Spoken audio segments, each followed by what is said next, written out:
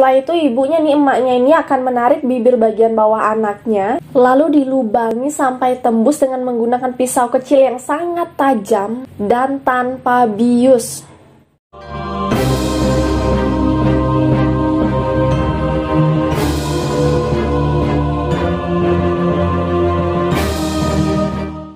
Hai, welcome back to my YouTube channel. Dan thank you buat kalian yang sudah klik video ini. Beauty is pain. Buat kalian para cewek-cewek pasti udah gak asing lagi dan sangat mengerti maksud dari kalimat ini. So guys, cantik itu menyakitkan, sakit. Jangankan untuk operasi plastik, buat beli skincare aja nih, rasanya ngeluarin duit dari dompet itu sakit, menyakitkan. Apalagi di masa pandemi kayak gini, sakitnya tuh di sini.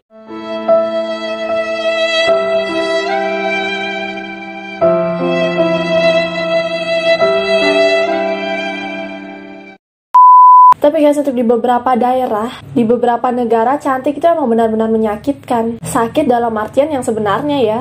Untuk dua tren kecantikan yang akan aku bahas kali ini, mungkin cukup buat kita ngerasa, oke, aku udah cukup cantik. Kenapa cantiknya nunjuk ke sini ya? So, seberapa menyakitkannya sih tren-tren kecantikan ini? Let's get started! Untuk yang pertama yaitu lip braid atau lip plait, yang merupakan sebuah tradisi kecantikan yang dilakukan oleh suku Mursi yang berada di sebelah selatan Ethiopia. Dan tradisi ini sudah ada sejak ratusan tahun yang lalu. Tradisi ini unik nih, menurut aku unik banget karena mereka kemana-mana bawa piring. Iya, piring buat makan. Tapi piring yang mereka bawa bukan piring buat makan nasi ya, bukan dibawa pakai tangan. Tapi piring yang mereka bawa itu ditaruh di bibir. Nah loh, gimana ceritanya piring taruh di bibir? Jadi tradisi ini nih dilakukan oleh para gadis berusia 13-16 tahun, dimana pada usia itu orang tua sang gadis akan mempersiapkan anaknya untuk mengikuti tradisi ini, dimana 2 atau sampai 4 giginya sudah dicopot terlebih dahulu. Oke, dari denger gigi sehat-sehat dicopot, sampai situ aja udah ngeri sih. Setelah itu ibunya nih, emaknya ini akan menarik bibir bagian bawah anaknya, lalu dilubangi sampai tembus dengan menggunakan pisau kecil yang sangat tajam dan tanpa bius. Oh my god, tanpa bius please, itu bibir. Biasanya aku kena pisau aja nih motong bawah, tiba-tiba tek, kena tangan, udah nangis ember. Nah itu tugas dari emaknya, karena untuk bapaknya bertugas untuk menahan badan, menutup mata, dan juga menenangkan anaknya. Itu nggak bakal bisa tenang, sakit ya ampun, biar gimana pun nenangin si bapak nggak bakal bisa tenang. Bagian bawah bibir dari anak gadis ini akan diiris sepanjang 1-2 cm, lalu akan dimasukkan bambu dan darahnya dibiarin menetes begitu aja. Tapi nanti untuk bekas lukanya akan diobati dengan sejenis salep yang berasal dari tanaman di sana. Udah selesai itu kan, ditunggu berapa hari. Setelah itu bambu yang ada di bibirnya itu barulah diganti dengan menggunakan piring yang terbuat dari tanah liat ataupun plat kayu dengan ukuran diameter piring tuh yang paling kecil 10 cm. Dan setelah 2 minggu atau 3 minggu piring itu akan diganti lagi menggunakan piring yang lebih besar. Ya gitu aja berkelanjutan, diganti terus pakai piring yang lebih besar lagi. Dan diketahui bahwa ukuran piring yang paling besar bisa mencapai diameter 25 cm.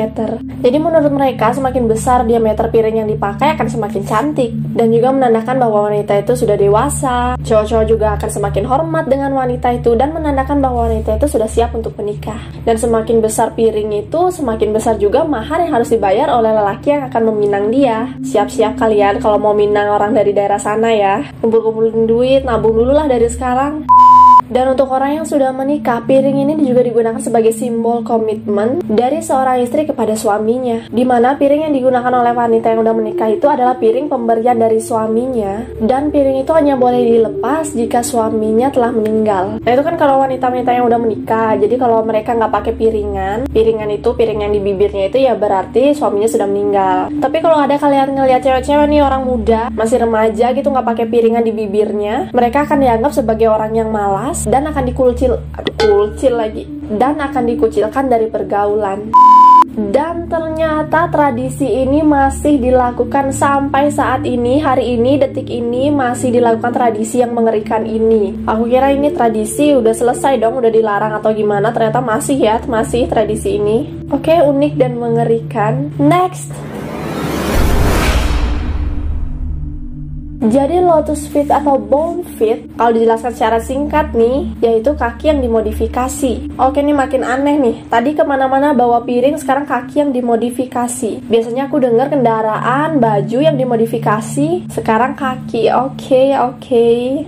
Jadi tradisi ini dilakukan di Cina, di mana orang-orang di sana akan menganggap perempuan akan semakin cantik dengan memiliki kaki seperti bunga lotus. Ada banyak teori nih yang menjelaskan mengenai asal-usul dari tradisi ini. Tapi cerita yang paling terkenal yaitu cerita di mana dulu, pada zaman dinasti Shang, ada seorang penari cantik yang memiliki kaki yang kecil dan juga runcing. Dan sang kaisar yang lagi nonton nih sangat mengagumi tariannya yang elegan, dan juga memuji kakinya yang indah yang dikatakan seperti bunga lotus atau teratai. Nada kan sang kaisar itu memuji. Akhirnya sejak saat itu para wanita di sana mencari cara agar memiliki kaki yang kecil dan juga runcing seperti si penari itu. Dan karena di sana kebanyakan cewek-cewek udah pada dewasa semua, jadi kayaknya kalau untuk membentuk kaki itu agak susah. Akhirnya anak-anak kecil di sana pun dijadikan sebagai percobaan. Kasihan kali kau nak.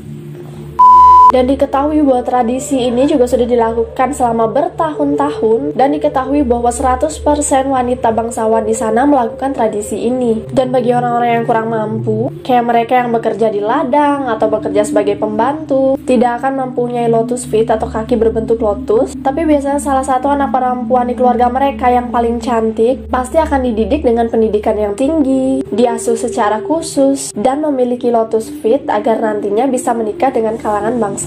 Dan untuk proses dari lotus feet ini sendiri sangat unik dan mengerikan menurut aku, karena biasanya tradisi ini dilakukan oleh bayi yang baru lahir atau anak-anak yang berusia di bawah 10 tahun. Jadi awalnya nih kaki mereka akan direndam dalam sebuah ramuan khusus yang berupa campuran rempah-rempah, obat-obatan, dan juga darah hewan. Kemudian kuku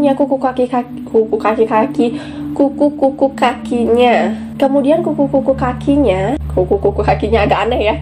Oke deh, kukunya itu akan dipotong dan dibentuk untuk menghindari infeksi. Setelah itu baru semua nih jarinya kecuali telunjuk jempol. Ini yang di kaki jempol. Selain ini akan dibentuk dengan cara dibengkokkan ke bawah telapak kaki dan dipatahkan sehingga memiliki ukuran tidak lebih dari 4 inci. Oh my god, itu zaman dulu nggak ada bius lagi, itu dipatahi lagi tulang-tulang. 4 jari patah.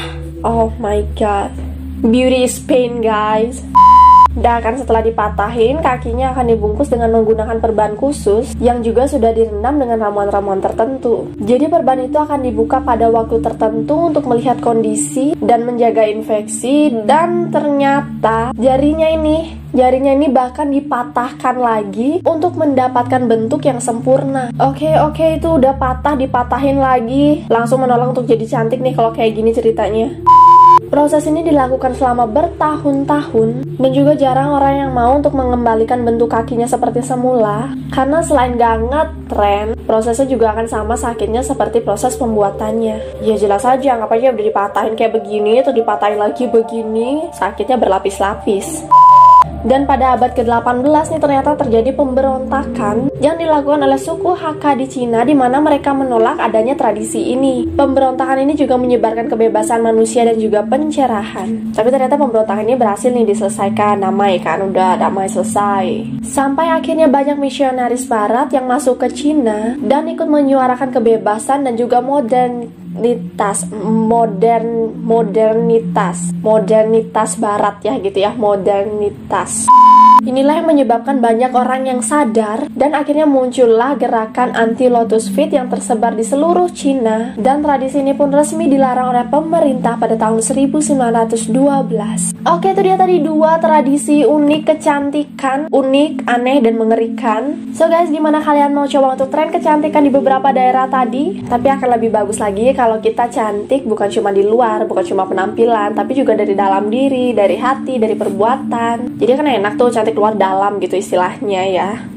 Dan buat kalian yang asik nonton, bisa banget subscribe, like, komen, dan juga aktifkan lonceng kalian agar kalian tidak ketinggalan video-video terbaru dari aku. And see you on the next video. Bye!